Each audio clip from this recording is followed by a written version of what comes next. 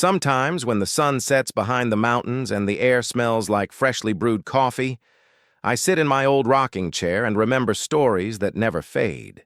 They aren't tales. They're truths life writes with tears. This one, in particular, has stayed with me for more than 30 years. The story of the richest man in our town and the poorest in love. His name was Emilio Vargas, a boy born among dust and prayers, raised by a widowed mother who poured her soul into him.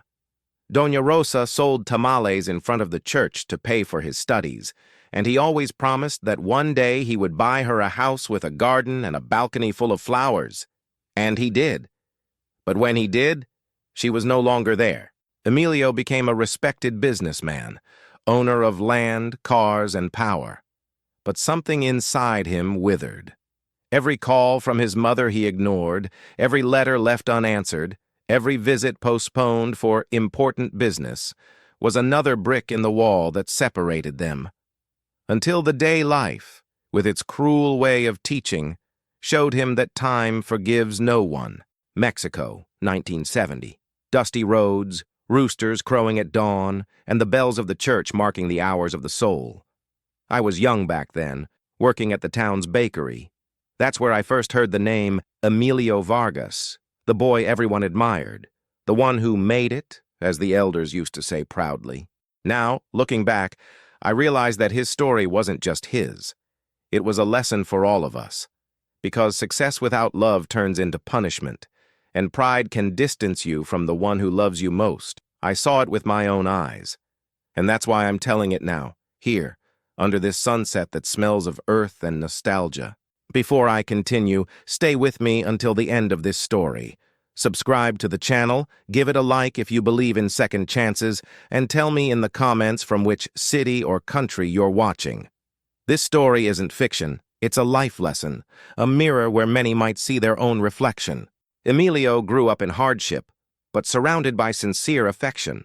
His mother, Doña Rosa, woke him every morning with a kiss and a blessing. He dreamed big, to study, to become someone important, to lift her out of poverty, he said while helping her sell tamales in the plaza. And she smiled, proud in the way only a mother can be. When he turned 17, he left for the city. "Don't forget me, son," she told him, eyes glistening. "It'll just be for a while, Mama. I'll come back with money and a new house for you." He didn't know that would be the last time they embraced with pure hearts. The years passed and the letters became fewer. At first, one every month, then one a year, until silence became routine. Doña Rosa kept her faith strong, saving every newspaper clipping where his name appeared, proud yet painfully aware that something in her son was slipping away. I saw her every Sunday, sitting in front of the church, rosary in hand, praying for the son who barely remembered her voice. When Emilio finally returned 15 years later, the whole town welcomed him like a hero. He arrived in a black car, wearing an expensive suit and a golden ring that shone brighter than his smile. He had assistants, fancy manners, and a rush that left no room for memories. He passed right by the old house where he grew up, but didn't stop. "I'll visit her later," he said. But later turned into never. He claimed his mother wouldn't understand his new life, that her world was too simple. But what he truly couldn't face was seeing in her eyes the reflection of who he used to be. Meanwhile, Doña Rosa kept waiting, a hot cup of coffee on the table every afternoon, convinced her son would walk through that door again. And every evening, the coffee turned cold, untouched. One night, the phone rang at Emilio's office. It was late, and his secretary insisted, "It's your mother, sir. She says it's urgent."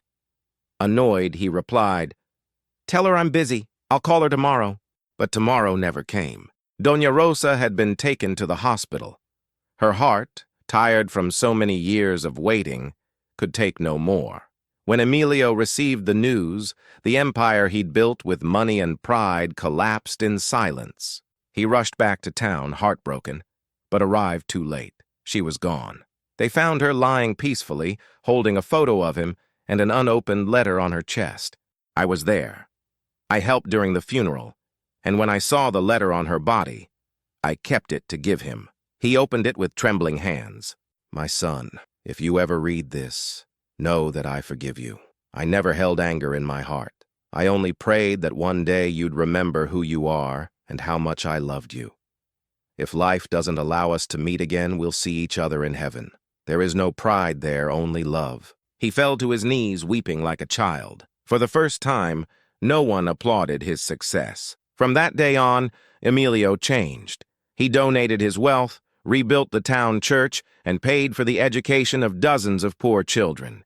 He said it wasn't charity, it was love. It's what she would have wanted, he repeated.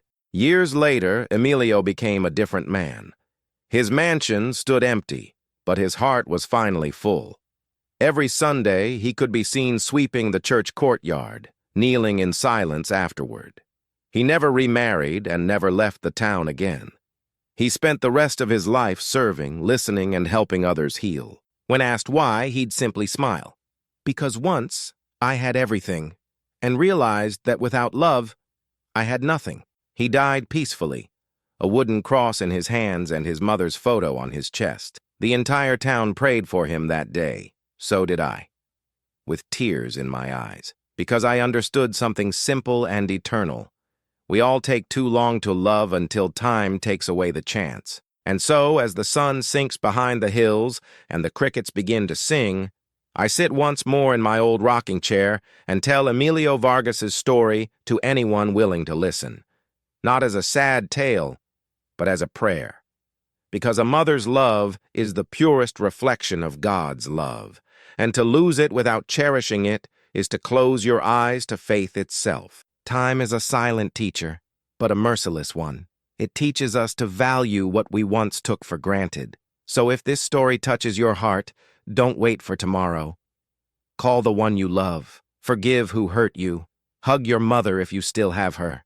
Love doesn't need fortune or applause, only presence. They say God doesn't punish, He teaches. And sometimes He teaches by taking away what we failed to appreciate. So before the clock strikes another hour, look up at the sky and give thanks. Because as long as there is life, there's still a chance to return. And perhaps that's the greatest miracle of all.